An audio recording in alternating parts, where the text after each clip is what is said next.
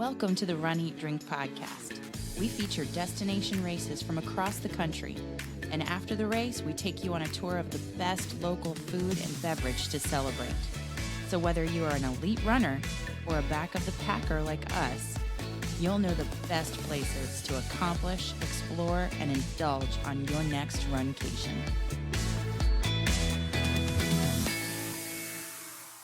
Hey, welcome to episode 76 of the Run, Eat, Drink podcast. I'm your host, Amy, of course. And I am your co-host, Dana. And we're back. We're a little jet-lagged. We're a lot jet-lagged. Oh, boy. We took the red eye coming back from Anchorage, Alaska last night and got in. As of recording, we are actually a little late in getting today's episode out. So we are, instead of normally we record on Monday, we're now recording on Tuesday to release later this evening. Flying a lot. 14 hours? 14 hours. Overnight. Oh, my God. 4 time zones. Oh, my God. Yeah. I'm exhausted. Are you more sore from the run or from sitting in the airplane? I think it's a combination of both that has rained down upon my body. My knee does not like me at all. I'm right there with you. I'm, as y'all know, I'm coming back from surgery, and the knee did very well over the weekend. I'm very happy to report. Very proud of you. But it did not care for its time in the airplane. No. Even with our best efforts to get aisle seating, get the Comfort Plus, so you get extra leg room and all of that, there's just nothing that's going to make it better when you've got to basically be seated for the better part of 14 hours. Yeah, it was. And it's not like you're seated and you recline and you can elevate your leg like you needed to do. It really was like you're in a confined space, although we had more leg room. Yay, Comfort Plus Delta. But it's still a cramped place. Yeah. There was a point, I think, somewhere after Salt Lake City on the way up, that I just got up and stood and stretched, and I think they were looking at me kind of funny, but I had to do calf raises to get some blood flow and all of that. But we were lucky that we didn't have a whole lot of turbulence. It was a nice smooth flight so that you could do that periodically, and they didn't say sit down and stay down. Absolutely.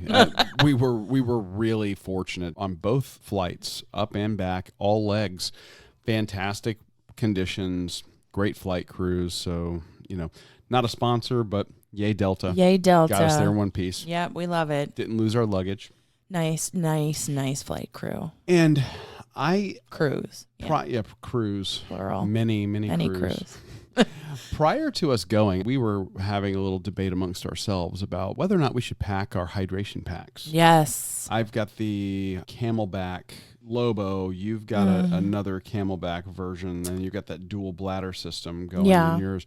And we were really debating hard whether or not to bring that. It's so hard when you do a race for the first time And when you're traveling, you've got such a premium of luggage space. Especially when you're flying. We were debating this back and forth. I put it out on a bunch of Facebook groups and said, hey, what do you think? Do you trust no one and bring your own? Or do you trust in the on-course support and leave the hydration pack? And I was really surprised. I got a kind of a mixed... Like a 50-50 split, really. Just about, yeah. But we'd like to hear from some of you guys. What do you all think of that? Do you think that it's okay to trust the on-course support, or are you in the trust no one camp? Let us know. Shoot us an email at info@runeatdrink.net. That's info@runeatdrink.net. Or you could call us at 941-677-2733. That's 941-677-2733. And let us know in a minute or less who you are, where you're calling from, and what your opinion is. Where do you come down on this debate? Yes, in the great civil war of bring your own or trust the race course. Great civil war? Yeah, like the Iron Man, Tony Stark, Captain America civil war type thing. Which side are you on? Are you on team bring your own or team trust the race course? Next week, we will dish about this and we'll share, and that's when I'll share my opinion. Okay. Yeah. and let you know what we did. We have 2 races actually that we did as a part of the Anchorage RunFest. Yeah, let's talk about that. We flew out right on the tail end of Podcast Movement 2019. We spent the week, the first few days of the week up in Orlando, learning from some fantastic folks that are doing incredible things in the podcasting space. And what a great time. Learned a bunch. Oh, yeah. Met some great people. But then we had to come home, do laundry, repack, and go. Yeah. Yeah. And that was for the Anchorage RunFest. Yeah, we really needed more time in Alaska. It's a beautiful, beautiful place. Yeah, once you get past the fact that you're flying basically halfway around the world, especially if you're coming from Florida, then once you get there, it is incredible. I mean, it's so beautiful and different from Florida. In every way. Yeah. And it was great. The race was under heat advisory. Ha! Sorry. Heat advisory. Oh, sorry. They were under heat advisory because the highs were expected to get into the 70s. I shouldn't laugh because when we look at our weather app here, we see it's a temperature of 85 and it feels like 104. Right. But up there, it's like, hey, the temperature is 77 and it feels like 77. But you know what? It's true that when you start talking about heat and weather like that, it is all relative, and it's what you get accustomed to and you get acclimated to. So, you know, for a lot of the runners up there, especially the locals, they were feeling the heat. Yeah. So we had 2 races, actually. We had the Anchorage 1 miler, and we're going to recap that and the beginning of our fabulous weekend up there in beautiful Anchorage. Next week on our episode, we'll actually break down the half marathon and Sunday. And we found so much great food and beverage to bring to you that we're going to talk about a couple of places here and a couple of places next week. And we're going to pepper in some quick bites too. Yeah, we'll have a bunch of bonus content for you guys over the next couple of weeks. So, like and subscribe because it's going to be worth checking out. Oh, yes. And Apple Podcasts or wherever your podcasts are served. Podbean, show some love from the podcast movement because we caught up with our Podbean friends. Who were kind enough to sponsor the coffee service at the Expo, which, shout out to them for that. That was great. That was vital. Yeah, coffee is life, as you know, if you follow Instagram, Runny Drink Podcast, of course. So the Anchorage 1 miler. Yes, let's turn to that. A lot of people would say, well, it's just a 1 miler. That's not much of a race, but it's absolutely a great event. First of all, everything was located or starts out at least in downtown and just outside of downtown. Literally, if you are getting a downtown hotel, you are walking distance to the Expo, to the 1 miler, and to the start line of the half or the full or the ultra. Yeah, if you were staying at the Hilton, if you were staying at the Marriott down there next to the visitor center, you are a stone's throw, steps away from the convention center and from the start of the 1 miler and of the other races that's on Sunday. But this 1 miler, that you'd be like, well, that's not going to last very long. Well, the good news is they actually did several. They did several, yes, because it's a certified race. It's a championship race. So they had the women start at 11, and that was very a competitive women's race. And then the men went off at 11:20, the military race at 11:40, and then the one that we ran, the community 1 miler, which was the most laid back. We initially, when we signed up, we were like, well, we're not going to be part of the competitive group. Right. We tend to be the back of the packers, of course. But when I saw the women's race and the men's race both, there were a wide range of abilities in there, from darn near elite runners to folks that were basically walking it. So, and a mom and her daughter in that women's race. So, I mean, the way it was described on the website, I was like, hey, I'm not competitive. So I'll just be a part of the community race at the tail end of all of that. But I think that we could have participated Oh, yeah. We could have, although we would have had to run separately. Yes. And I don't like that, especially with you coming off the surgery and recovery, and we'll talk more about that later. Yeah. And then the military mile was co-ed. Yes. So it was just all of the folks that were serving or have served in the armed services were able to run that one together. And then our community race. So we did the last leg. That went off right at noon. Yeah.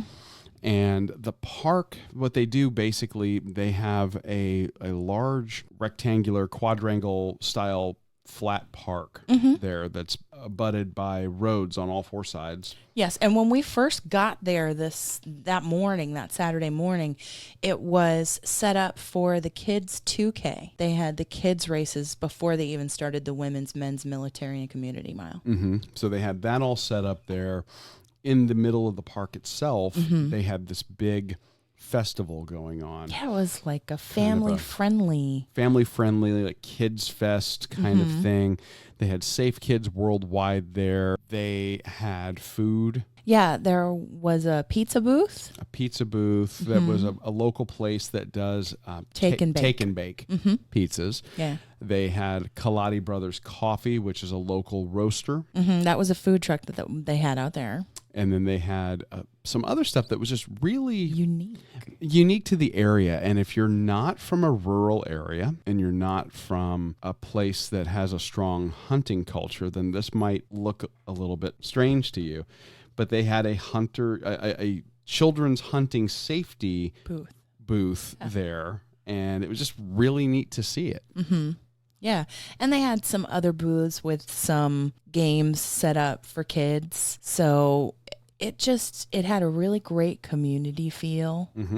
And I liked that you could hang out before your race. You could then come back and kind of explore what they had to offer after. And they had representation of runners from, I think they said 46 states or 40, is that right? 48 states. I was 40-something. I missed the exact number. And a couple of countries as well. Yeah. And so they were coming out. Many were like us doing the 1 mile as kind of a fun run the day before. Yeah. And then getting ready to go do the half marathon the next day. So the race itself. Talk about the course. Yeah, the race itself was around that community kind of event in that park, that quadrangle that you described. And the weather was just gorgeous. No rain, no really strong wind, nice sun. It was at 11 in the morning, and I think that's one of the latest start times we've been in terms of a morning race. Oh, yeah. Yeah. They were in no hurry to clear the streets or start and get it over with. And that was really nice, especially for us coming from Florida. And we were so messed up on time with the 4-hour time difference. But that was that was great to be able to kind of get up in the morning, have breakfast, go walk over to the park. Yeah. Take our time. Take it all in. And so the mile was around that quadrangle on Surface Street, and it was a loop and a half. Yeah, basically, 1.5 around the park. Times around the park. Flat. Very flat. Paved. Streets were in great condition. No traffic to speak of. Nope. That area, it is literally, I want to say 1 street over, maybe 2 from the convention center in downtown Anchorage. And then it starts transitioning into residential areas. Right. So literally across the street from the park, there were houses. And then on the other side of the park, you would be heading back into downtown. Getting to the businesses, convention center, hotel. So no traffic to worry about. Right. Great flat course. And then the best part, at the end of the 1 miler, you get bling. Yeah. And all of their medals kind of had this really unique look. It had the ribbon was a nice blue, like an aqua kind of blue with some almost darker ice blue. Like, yeah. Well, it's Anchorage, right? It's Alaska. I guess. I don't. And then the medal itself had maybe a gold base, but then like a purple metallic iridescent look. Yeah. it was so different from any of the other medals we've ever had. Yeah, this one stands out. It was really pretty. For a 1 miler. Yeah. And it was a good size medal, too. I would say this was easily... bigger than a $50. Yeah, easily bigger than a silver dollar. Yeah. But, hefty, nice and thick. I mean, good quality bling. Yeah. It was nice. So you do the mile, get your bling, head into the park. We got a little take and bake pizza. Yes, that they were cooking. They actually were preparing them out there. Yeah. It was nice, and we got some water, and we met some really great people, got some really good recommendations. Yep, we ran into a couple of people, 2 young ladies by the name of Jolie and Denise, who recommended a couple of restaurants and places for us to check out. Yes. Yeah, I mean, and what we also didn't realize at this time of year in Anchorage, there is such an influx of people. Oh. For cruises. Oh my goodness, our hotel was full of them. So you had people traveling up for the run. You had people traveling up for cruises, and then just the normal tourist traffic that they would get if the cruises didn't exist. Yeah, our hotel was full. So I think if you're going to register for this race weekend, you really have to early. Jump on the accommodations you're going to have early to get that solid. Yeah, when we were initially researching this, it was hard to find a hotel, and we do normally travel Hilton Hotels. That's our preferred brand. Yeah. Not a sponsor, just what we tend to go towards. And there were really only one option down in that area for us that we could get into. Yeah. And then the other option was, I think, an Embassy Suites, but that was about a 10 minutes Yeah, Uber I think ride. it was pretty far. It was a pretty good distance away. And then the next best options were things like Airbnbs. I mean, that would require us to rent a car because these were way further out. Bed and breakfasts, that kind of thing. And way further out. Yeah. But if we head back up for this race again, we may have to do that and bring you guys some of that. Different. It would be different, definitely. Very much so. So after the race, we had a great time at the Expo back at the convention center. Yeah, we stopped by at the Expo and did our bib pickup. Because we needed it for the run. But the actual bib pickup we needed our bibs for the half marathon. The bibs for the 1 miler we picked up at the park itself. Yes. But then we went back over because the Expo had some pretty cool stuff going on. Yeah. Yeah, there were, booths that you would typically see where you pick up your shirt, pick up your bib, pick up kind of the race weekend information pamphlet or booklet that you would have. There was a chiropractor, I think, a doctor. They had everything from sports medicine doctors, chiropractor, massage therapists, the Skinny Raven fitness store that they had. So just in case you needed Body Glide or socks or T-shirts or... They actually had a really nice... running belts. ...area with merchandise, not branded merchandise for the race, but just if I was traveling and you ran out of Body Glide or you TSA lost your shoes or something, you could have easily picked up... They could have helped out. Emergency gear if you needed it there. So that was good. They had the medals on display.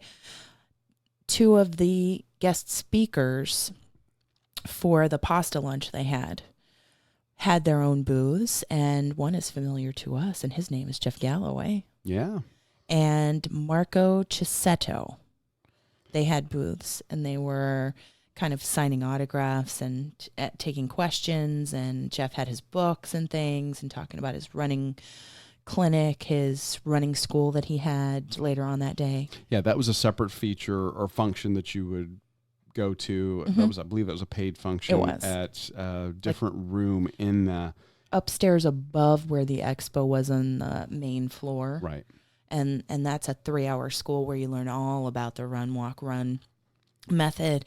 He takes questions. He tells you all about the different components of being successful, whether you're Couch to 5K or running a marathon on his plan, how all of that works. It's very well done at running schools. We took one in Orlando. Great. We've gone to one, and what I like about it is if you are the type of person that wants to attack this run, walk, run method as a technician and you want to know why it works, he gives you that information. He'll break down the science behind why it works. If you are attacking this more as a motivational issue, he also gives you that. Yeah, the mental challenges and how to overcome them.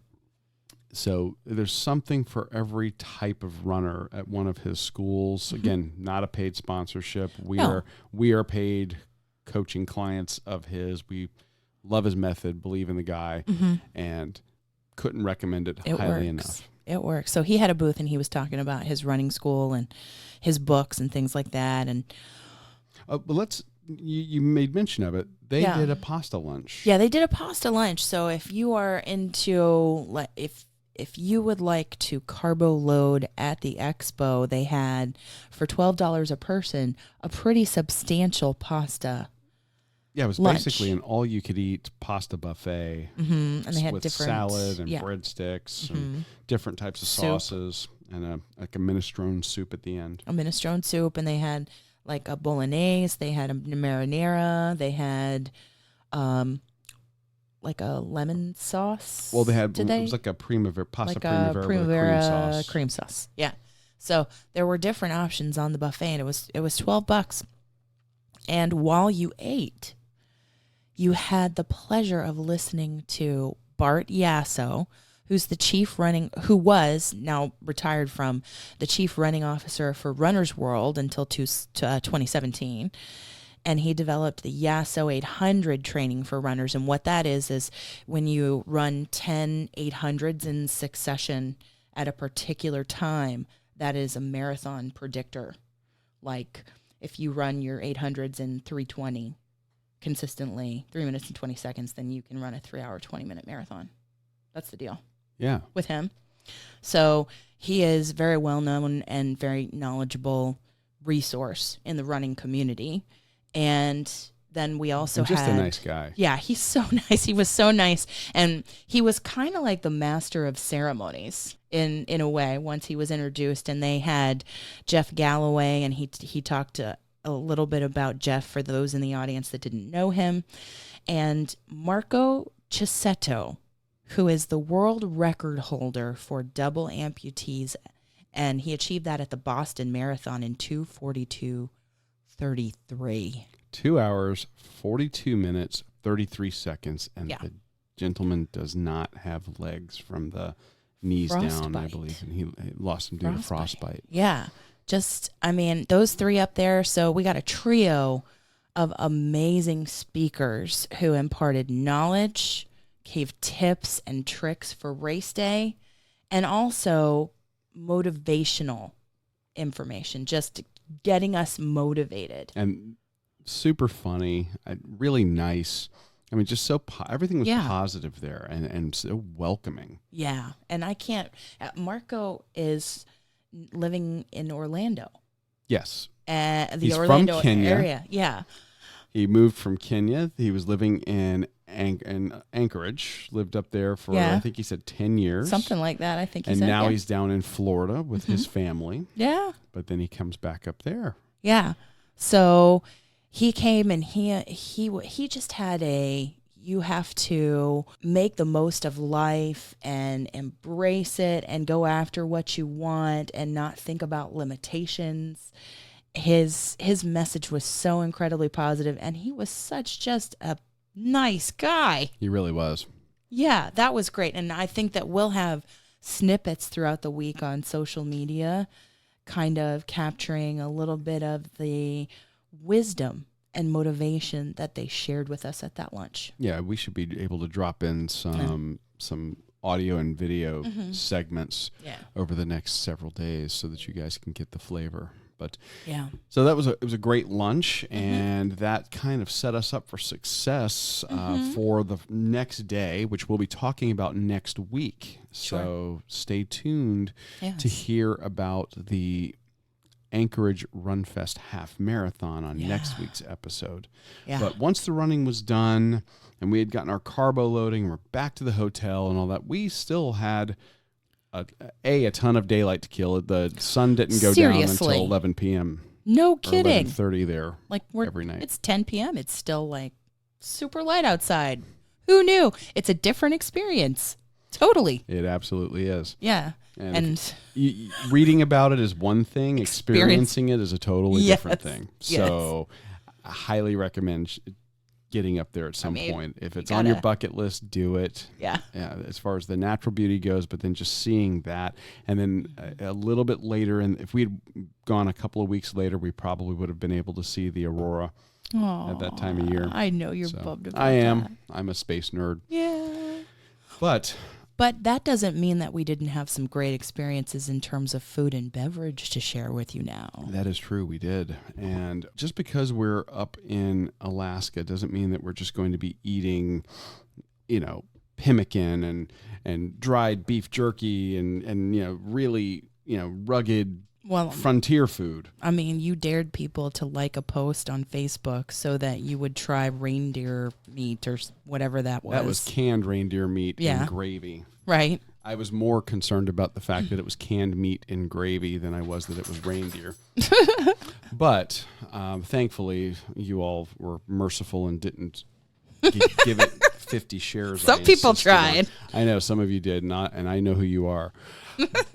But we did find places that we could go to get the flavors that we wanted from home, but had a unique spin, an Alaskan spin. An Alaskan spin. Yeah. And one of those places from those ladies' recommendations, Moose's Tooth Pub and Pizzeria. And this place is apparently a local favorite. Yeah, because we pulled up and there was an hour wait. Parking lot's jammed. Mm-hmm. The outdoor beer garden area is full of people sitting and waiting on tables with a beer in hand. The non-beer garden area packed full of people sitting. Yep. And woo. It was. And every seat in the house full. Yeah. And including the bar. It's not the type of place that's on open table or where you can call ahead and get on the wait list.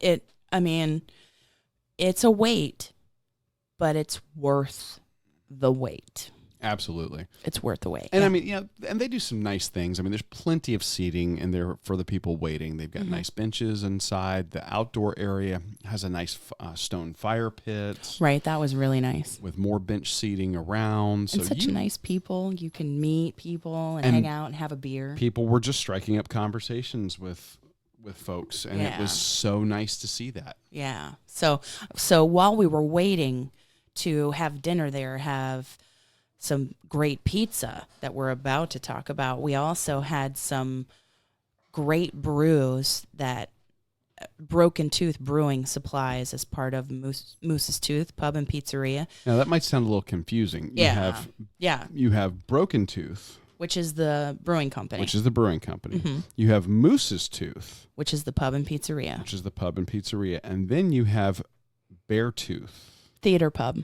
And they have a separate location that's a movie theater / pub. Yeah, so they're they are in that community. And they're dialed in. They know what's in their wheelhouse, and that's beer and other stuff. Yeah, so this is the place where you can get some killer pizza and some other things, I'm sure. We just had pizza, but we will talk about the brews on a later episode. Yeah. Yeah. So let's talk about the pizza. Let's talk about the pizza, because the pizza was huge. It's Alaska huge. The large pizza, and props to people who talked to us about it, because they said, hey, get the large pizza so that you can have a half and half, because there were so many different combinations of flavors that you could have gotten on pizzas. They had such a wide variety for any kind of taste that I just wanted us to be able to sample a couple of different ones. So we got a large, and they'll do a half and half, one type on one side and one type on the other, So while we did want something that was familiar, we did want that Alaska spin. different. So you chose. I chose a pizza called the Call of the Wild. Yeah. And the Call of the Wild is a pizza that is topped with reindeer sausage. You heard it right. Reindeer sausage, steak, bacon, portobello and crimini mushrooms, red peppers, green onions, garlic cream sauce, mozzarella, provolone, and garlic oil. I just have to say, yum. It was. Yum. And we're going to talk about that. We'll come back to that because tell the folks what you got on your half. Well, on my half, I got the Brew House favorite, which is a choice of chorizo or Italian sausage, sun-dried tomato, red onion, mozzarella, provolone, parmesan, and what they call Denali sauce. And Denali sauce is spinach, white, ricotta, based with herbs and spices. Like a white sauce, not a red sauce. Wow. Yeah. And we were like, oh, hey, Denali sauce shows up on a bunch of different things in this menu. What is that? And our waiter was like, yeah, it's spinach and ricotta and spices. Herbs and spices. So I was like, sign me up. And of course, I had to choose chorizo or Italian sausage. And the chorizo is the crumbled type of chorizo sausage, not the sliced. So I went with that. I had to do it. Because Italian sausage we can get, it's very prevalent here. But the Denali sauce is really the unique thing about this part of the pie. And the crust, I will say, is a little bit thicker than like a New York style that's really, really thin. I mean, it still had some puff. It did. Yeah. And the pieces were huge. Huge. So yeah, this was easily a 18-inch like a manhole cover. It was enormous. This pizza was so big. Like a manhole cover, yeah. We didn't finish the whole thing in one sitting. No, we took some back to the hotel. And I liked that I got the chorizo, which was crumbled on mine. And then what I liked about yours, the reindeer sausage, was sliced sausage. Yeah, now let's break them both down. Yeah. Call of the Wild.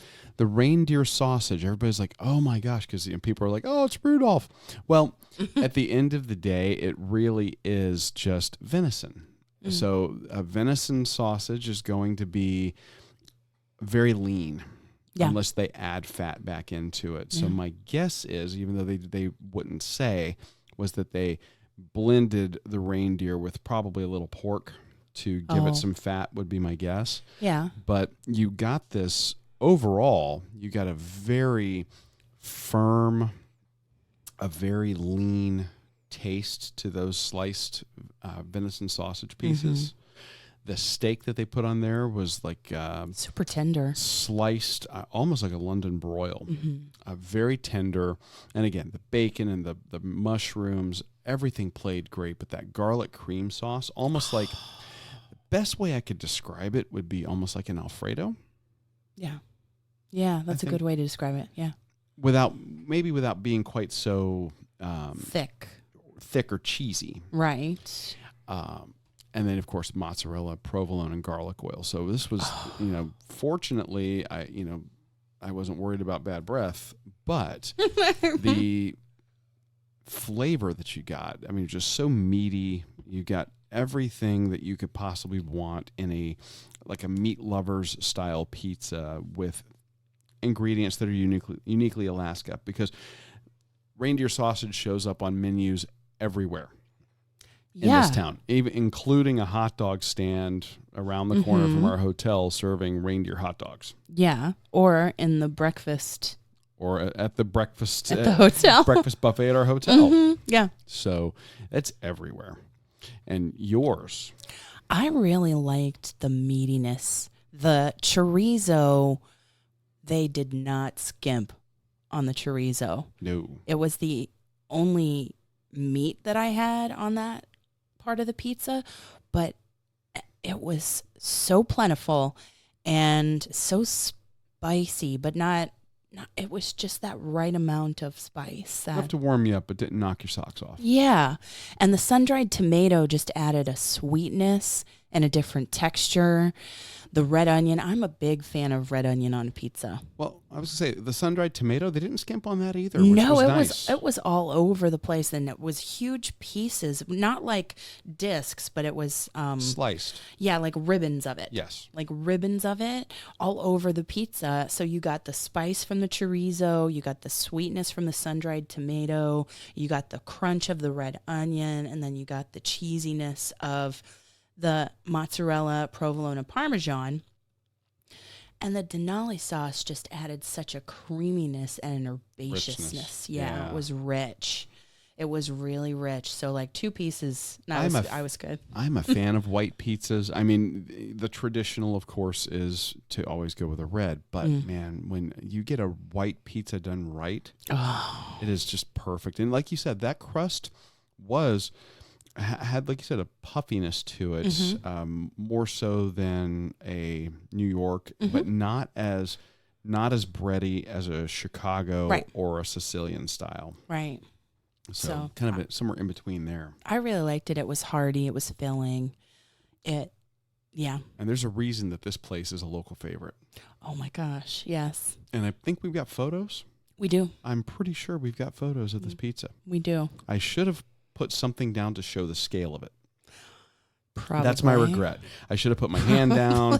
Or just imagine something. a manhole cover. I mean, it was huge.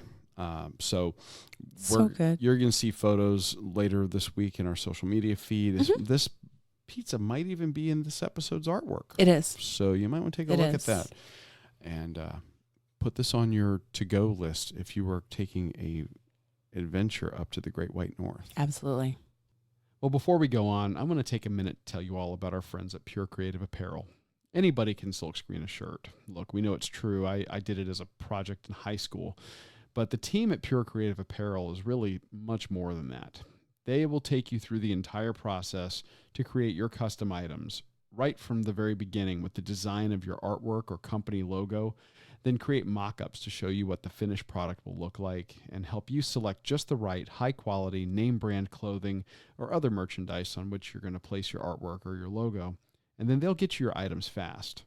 Or if you're not looking to get into the whole online sales thing and you don't want to worry about inventory, packaging, shipping, and all of that, Pure Creative Apparel has a complete e-commerce package available. So whether you're a school, church, or club needing just a few shirts for a special event, or a company looking for a complete branding package, Pure Creative Apparel can help. Find out how by going to purecreativeapparel.com. And we really thank them for their support of the Run, Eat, Drink podcast. Now, you mentioned earlier that we had beers from Moose's Tooth, but we are not going to talk about those tonight. No. We're going to come back to those. We will. Because we want to show you a different location in the episode. Yes. But I promise you, it will be well worth the wait. Oh, yes. Stay tuned, subscribe.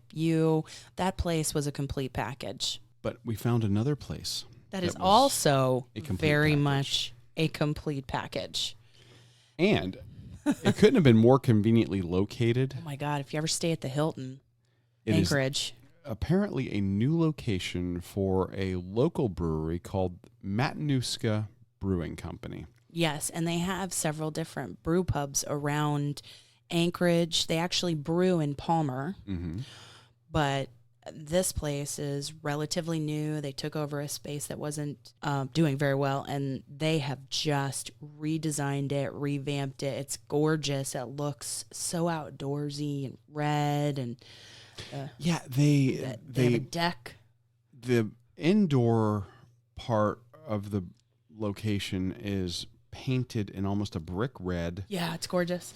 But it's wood paneling or not wood paneling, it's wood walls that are painted red, black ceiling. They've got the Edison lights hanging from, they're almost like cafe lights, but they're larger Edison style lights.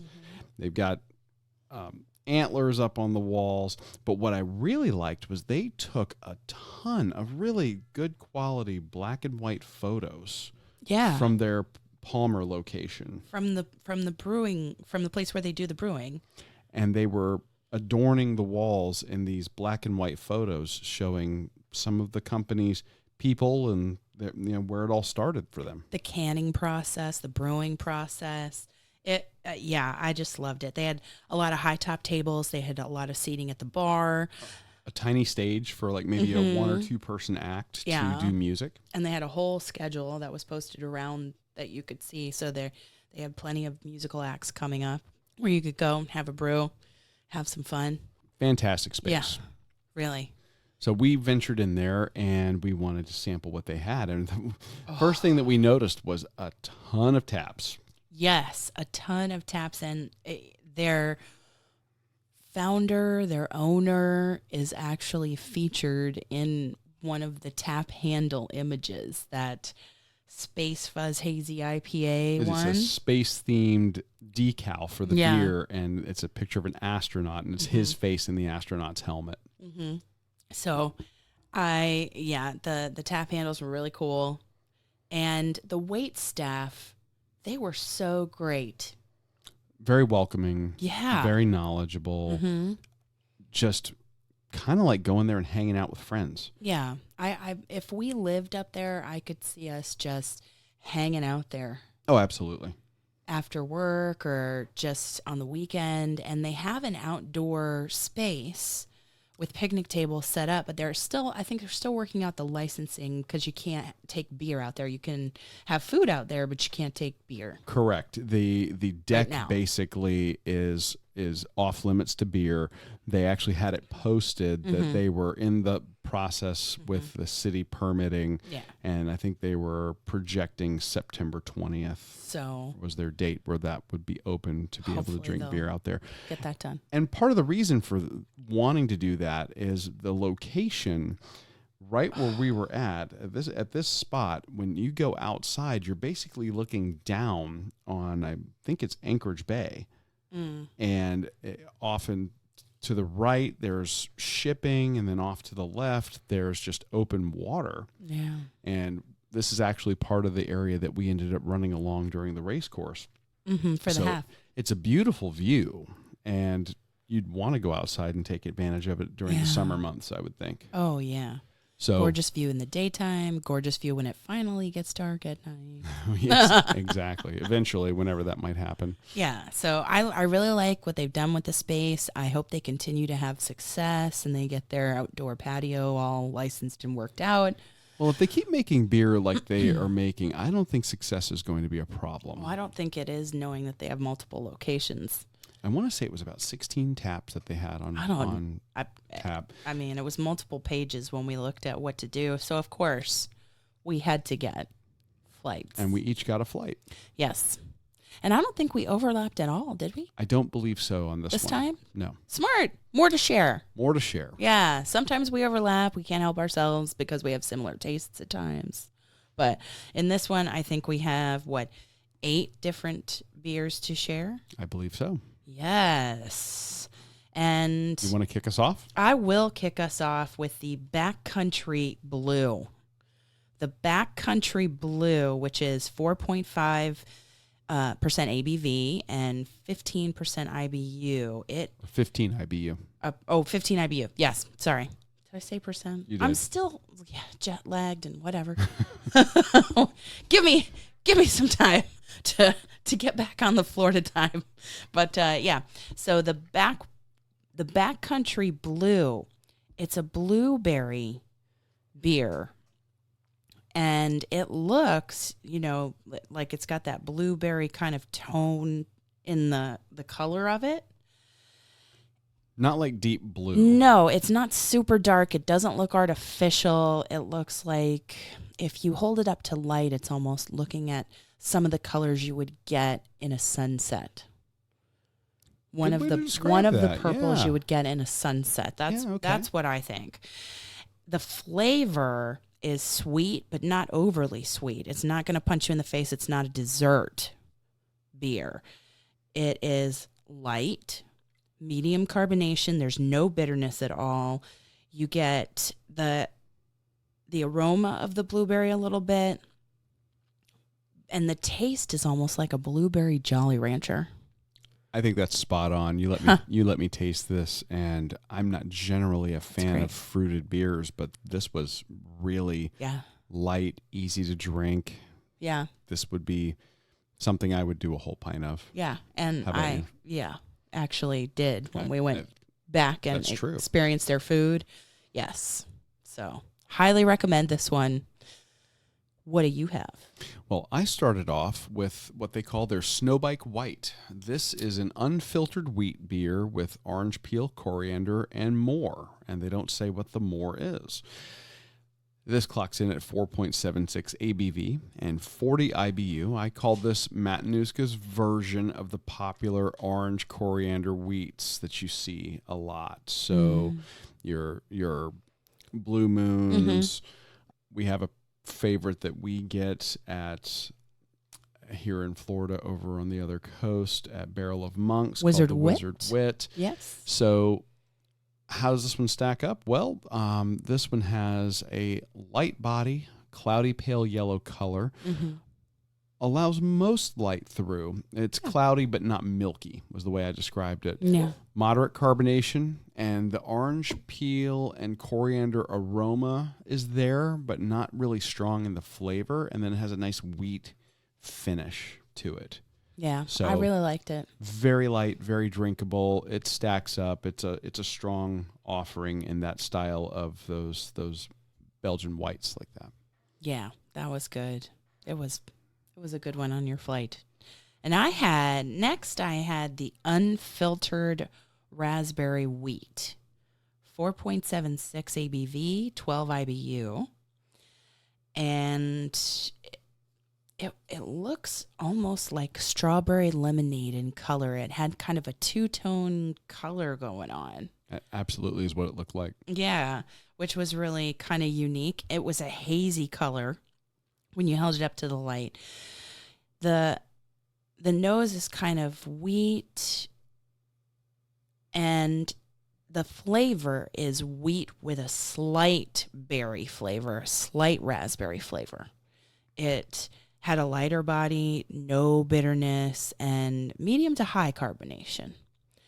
I would say it does not qualify as a dessert beer. And I know that I've had 2 fruit beers here. I almost had a complete flight of all their fruit offerings. They offered a lot. Because they had a grapefruit IPA that I was looking at too. But it's not a dessert. It's not overly thick.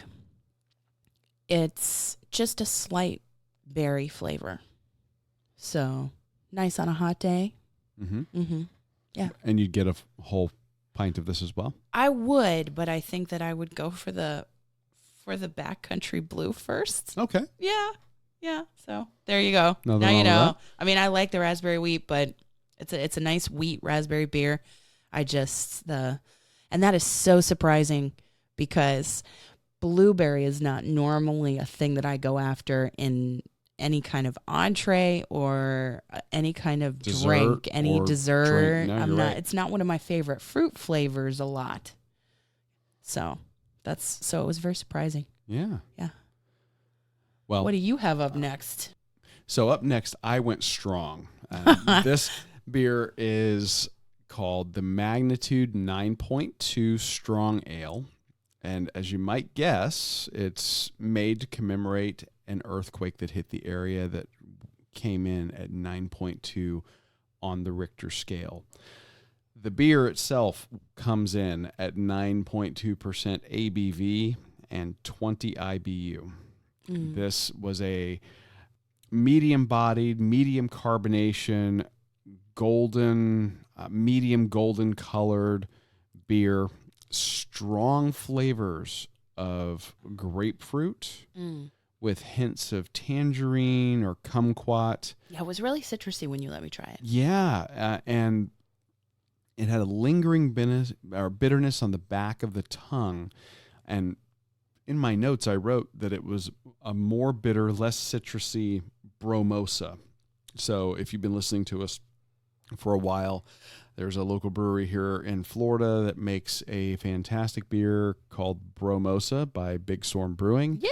And that is a tangerine brute IPA that they make. So it really reminded me a lot of that one, but again, it was a little more bitter and a little less citrusy than that. It was very good. Very good. Definitely, this one had some punch. So with a 9.2, I'm going to say, while I might do a pint, it might be my last pint of the night. Your last pint or your only pint of the night? Or my only pint of the night. Think? Yeah, that one's clocking in, at basically double the strength of your average beer out there. So you got to take your time. Well, I had to take my time with the next one because it is also a heavy hitter.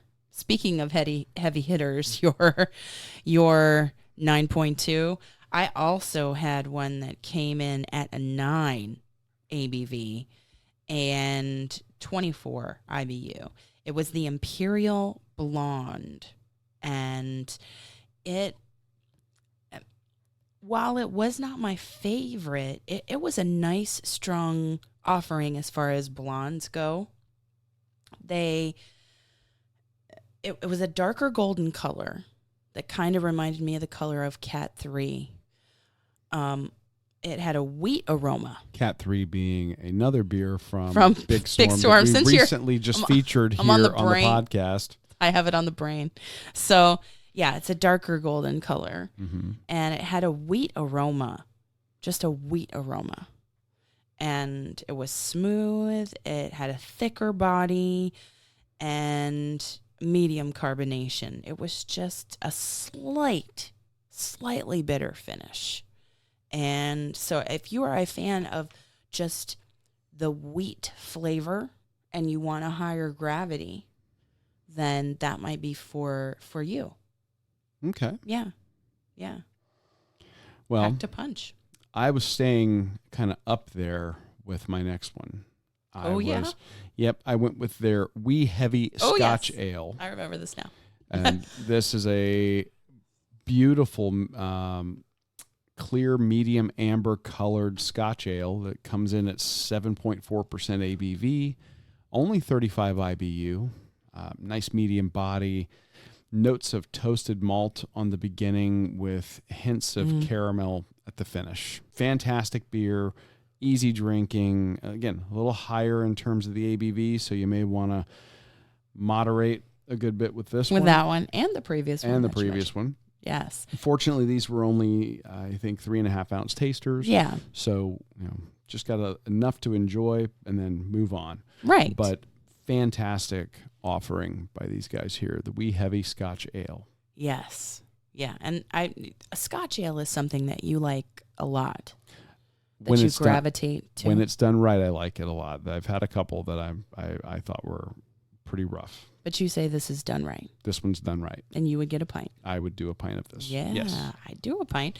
I'd do a pint and maybe multiples of the next one I had, and I believe this is the last one in my flight.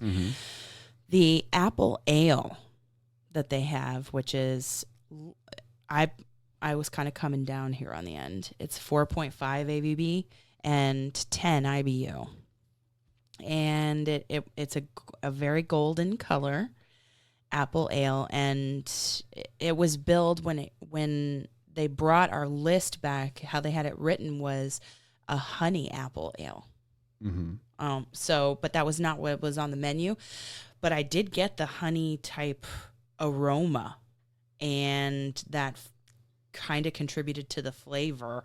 It was a golden color, and the flavor of the apple, it can differ across the board when you talk about fruit beers, apple ciders, or fruit beers. Certainly that are with ciders. Yeah. This, you can sometimes detect the types of apples that would be used or what it's reminiscent or the flavor that they're trying to create. And the Washington or Macintosh apple flavor in this fruit beer was great.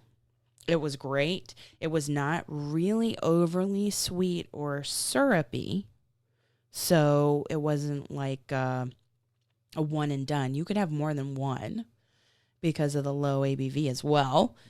It was perfect what you said when I let you try it, that it was like apple juice. Yeah, this tasted like hard apple juice. Hard apple juice. Would be the best way I could describe it. Yeah.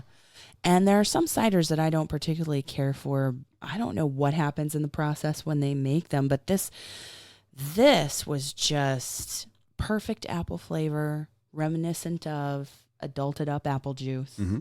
And I would have more than 1 pint of this. Absolutely. Yeah. It was great. Do you have one more for us? I do. My fourth and final offering is the Deep Powder Porter. Again, their themes tend to be things that are I like it. uniquely Alaskan, or in that the Great White North. I like it. Living in the snow. Yeah. This is a porter that comes in at 6.92 ABV, only 35 IBU. This had a very light body with medium carbonation. It allowed very little light to pass through. Had an initial sweetness as you took your first sip. Then you get a strong flavor of toasted malts. And what I noticed about this beer was that as it warmed up, the flavors opened up more. Oh. And it was actually better, a little bit warmer. Yeah? Yeah, initially, when it was coming right out from the tap, ice cold, I didn't get a lot on it. And I was like, okay. Interesting. I took some initial notes, and then I went back through some of the other beers, and I got back to this, and I'm like, oh, okay, there's the malt. Yeah. Oh, there's the sweetness. Sometimes temperature changes the flavor. Absolutely it does. Yeah. And this was definitely the case here. If you had asked me when I first took a sip, would I want a whole pint? I probably would have said no. No? Now I would absolutely get another pint of this. But you'd let it sit a little. I would get it, let the conversation go for a little bit, then go for it. Yeah, this one just needs a little bit of time to get up above tap temperature. Yeah. But in your 4, what would be your favorite? Oh gosh, I wasn't unhappy with any in my 4. The probably a toss up between the Wee Heavy Scotch Ale and the Deep Powder Porter. Yeah. Yeah. I think that if I were going for a lighter bodied beer, I would go with porter, and the Scotch Ale for something a little more substantial. I think I would do the Backwater Blue from mine if I was wanting to drink a couple and maybe have it with some food. Mm-hmm. And maybe I would do the Apple Ale as maybe a way to finish the meal off. Yeah. Yeah. Mm-hmm. Good call. I like those two a lot. I mean, the whole flight was great, and their offerings are they're great. I loved everything we tried, and I can't wait to talk about the food in a future episode. Yeah, we've got some great stuff coming. These guys are not only making killer beer, they're making some amazing food as well. Something that I'm going to say was just a comfort food bomb that you won't want to miss. Oh my gosh, you must have what we're going to talk about. So that's coming up in the next over the next couple of weeks, so stay tuned. Yes. So that does it for Matanuska, the Brewpub, the brewing company, and stay tuned for their food offerings, like you said, throughout the week. And, as we end the show, as we close the show, I really have to say thank you to those people who have subscribed to us in Podbean, who have gone to leave us a rating and a review on Apple Podcasts, because that's how we get discovered. That's how we get offered up. Yeah, the more that we get rated and reviewed, the more frequently the podcast is shown to people when they're searching for podcasts. So. And we can build our community from there. But I just want to say thank you to SSwan22 for the newest rating and review on Apple Podcasts. And she called us, Dana, she called us the Power Couple Podcast. I love that. And she says, I absolutely love this podcast. I love hearing about the places they run, how or why they choose the venues, and the tantalizing food and drinks they enjoy along their running journeys. It's the perfect podcast for food and drink reviews, very detailed with realistic expectations. They are couple goals. Very well spoken, funny, relatable, and they give me a major travel bug. Love them. That's awesome. Thank you so much. That was such a sweet review. And 5 stars too. You rock. Yay. And so thank you. And again, we would really appreciate it if you take a moment of your time, head on over to Apple Podcasts, give us a rating and review. It really, really helps the show. Yes. And like you said at the top of the show, reach out to us with how you come down on that argument. Do you take your own hydration pack, your own running belt, or do you trust on-course support? info@runeatdrink.net, or give us a call and leave us a voicemail, 941-677-2733. We want to hear from you. Just keep it to about a minute. Tell us your name, where you're calling from, and we'd love to share your response on the show. Absolutely. Absolutely. And stay tuned for next week for more from our Anchorage trip. So for now, it's your host, Amy, wishing you a great week, and we'll talk to you soon. Bye. Thanks for listening to this week's episode of the Run, Eat, Drink podcast. We're having a great 3rd year because of your support.